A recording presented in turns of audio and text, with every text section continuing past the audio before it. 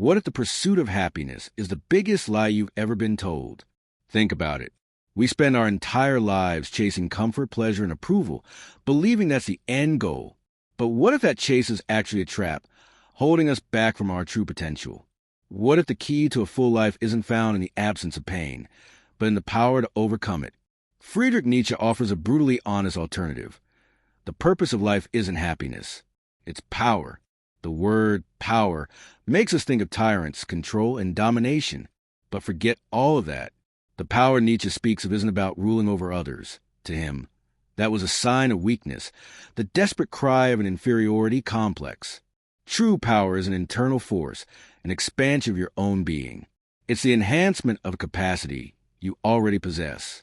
Think of the athlete getting stronger, shattering their own records. The writer refining their craft, word by word. The teacher honing their ability to transform more minds. That is power. It is continuous growth, the raising of life to a higher level, a constant overcoming of your former selves. It's not about accumulating, but about becoming. Life, in its purest form, wants more life. Not just survival, but expansion, intensity, and strengthening. It's an unquenchable thirst, not for the satisfaction of a desire, but for the increase of your very ability to desire and to achieve. This is the engine that drives every living thing. A force that doesn't seek the static equilibrium of comfort, but the dynamic disequilibrium of growth. The will to power isn't a choice. It's a definition of life itself expressing through you. The question isn't whether you have it, but how you wield it. So, how do you channel this overwhelming force? The first step, according to Nietzsche, is to set a goal. Not just any goal. It must be a grand one, a goal that pulls you out of mediocrity and forces you to grow. A goal that meets 4 crucial conditions. First, it must be challenging and deeply meaningful to you.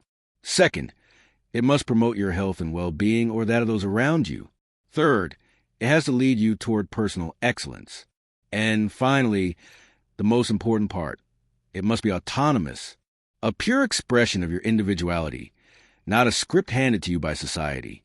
The fundamental question shifts from what is the meaning of humanity to something far more personal and piercing, why are you here? If you don't have an answer, your first task is to create one. Set high, noble goals for yourself, goals that scare you a little. That fear is where growth begins. If this idea of forging your own destiny resonates with you, subscribe to the channel right now. You belong in this place of strength and inquiry. Once that great goal is clear, the path reveals itself. Consistent daily dedication, not as a chore, but as a ritual of self-strengthening. It's the daily commitment to the person you've decided to become, turning philosophy into action and will into reality. On this path, you will meet enemies, but they won't be external. They will be your own doubts, your fear, your anxiety, your laziness. Obstacles will rise. Lack of time, lack of resources, the criticism of others. Your mind and body will create resistance. And this is precisely where the real opportunity lies. For Nietzsche, these obstacles are not barriers. They are catalysts. The will to power can only express itself against resistance. A strong nature doesn't just need resistance. It seeks it out. It is in the direct confrontation with what limits you that your power increases. Every barrier is an invitation to become stronger.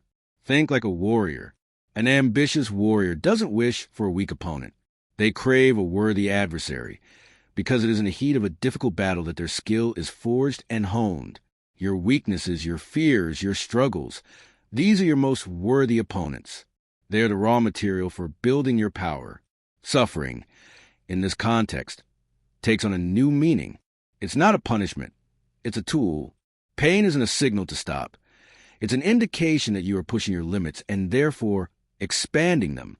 What is the greatest resistance you're facing right now? The one that haunts you? Share it in the comments. Your battle could inspire someone else not to give up on theirs. Life, then, becomes what Nietzsche called the game of victory. You overcome one obstacle, and immediately another presents itself to be overcome. It's an infinite cycle of growth. Reaching the goal you set is not the end of the journey. In fact, it's one of the most dangerous moments. The final, and perhaps hardest, Step is to be willing to move beyond what you have achieved. Nietzsche, speaking through Zarathustra, says, "Whatever I create and however much I love it, soon I must oppose it in my love. So my will wills it." This doesn't mean destroying what you've made, but overcoming it. To reach a goal and get comfortable is the death of the spirit. The will to power urges you to see any achievement as insufficient, as a stepping stone to an even greater challenge. The pleasure isn't in the accomplishment itself, but in the act of accomplishing, in the process of continuously overcoming yourself. This is why this quest has no final aim. It is the aim. It is a constant dance on the edge of your own capabilities, always seeking to take one more step. If this video is shifting your perspective on your challenges, don't forget to hit the like button. It tells the algorithm that this content has power and needs to reach more people. So what about happiness? Where does it fit into all of this? Here is a final revelation. Happiness is not what you chase. It is a shadow that follows you when you are on the path of power. In Nietzsche's own words, what is happiness? The feeling that power increases, that a resistance is overcome.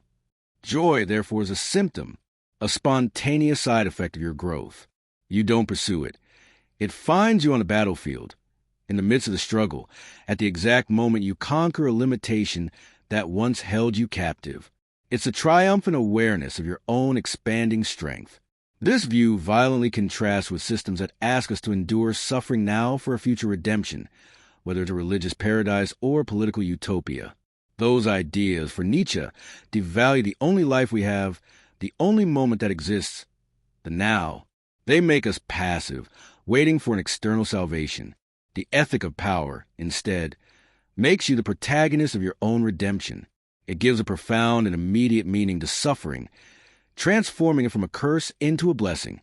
Suffering ceases to be proof that life is bad and becomes a necessary condition for life to be great. In the end, life itself whispers its secret to us, as Nietzsche wrote. "Behold," it said, "I am that which must always overcome itself." You are not a fixed entity. You are a process, a bridge to something greater. The passivity and the hunt for comfort that modern society sells you are poison to the spirit, an antidote to your own greatness. Embrace resistance. Seek out challenges. Choose the harder path, not out of masochism, but because that is where your untapped potential resides. Stop waiting for happiness and start building your power. Actively participate in the cycle of continuous self-overcoming. Because true health and true happiness are not found at a final destination, but in the relentless journey of becoming the person you were born to be.